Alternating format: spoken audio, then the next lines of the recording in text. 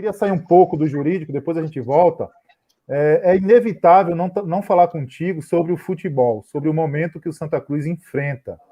Nós sabemos de algumas variantes, das dificuldades, mas o torcedor é passional, não adianta, né? Ele vive dessa paixão que é o Santa Cruz Futebol Clube.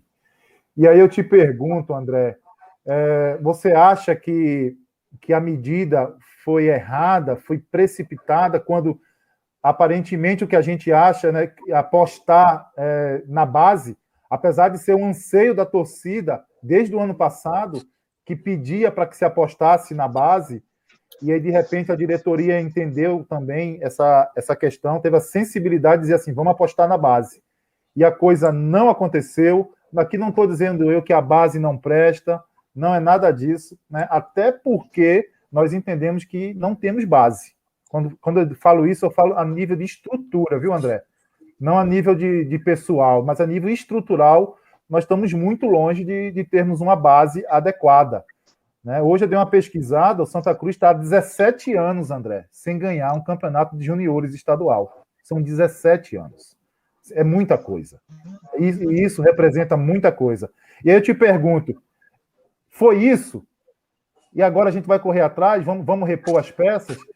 E para finalizar essa minha pergunta, que parece um podcast a pergunta, o brigatismo não vingou ainda?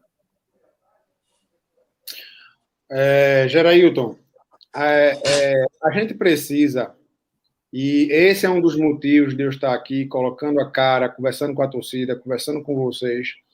A gente precisa agora fazer um grande trabalho de conscientização da realidade que nós temos no Santa Cruz. A realidade, ela precisa, e a gente não está aqui com um discurso de transparência antes, né? Antes a gente pregava a transparência, para agora a gente esconder o que for possível. Não, a gente tem que trazer a realidade do que está acontecendo também agora. E quando a gente critica a base do Santa Cruz, a base não presta. Estou vendo hoje alguns torcedores dizendo isso. A base não presta. A base não presta. Os meninos não correm. Será que a base não presta? Ou será que nós, Santa Cruz, como instituição, estou colocando nós aqui, mas, enfim, eu como conselheiro, conselheiro colaborador, né, na gestão passada, que eu não fazia parte da gestão, conselheiro contribuinte, né, a palavra é essa. Isso. Ou vocês como sócios, ou quem nos ouve como torcedor, será que nós não temos a nossa parcela de culpa quando a nossa base era, por exemplo, gerenciada pelos pais dos alunos, dos atletas? Um trazia camisa, outro trazia água, outro dava um dinheiro de uma passagem de ônibus, outro dava uma meia quando tinha. Será que quando a gente deixa uma base assim, será que a gente não é culpado por estar vendo agora? Muito pelo contrário. A nossa base, ela está tirando leite de pedra, como jogadores como Jordan, como Caetano, como vários outros aqui que são atletas promissores, são fruto dessa base heróica. Porque a gente, para cobrar da base, a gente precisa dar estrutura para essa base. A base hoje não tem aonde treinar. A verdade é essa. O CT Ninho das Cobras não é um CT. Aquilo ali é um campo que hoje é utilizado pelo profissional. Então, dizer que a gente tem um CT, nós não temos um CT.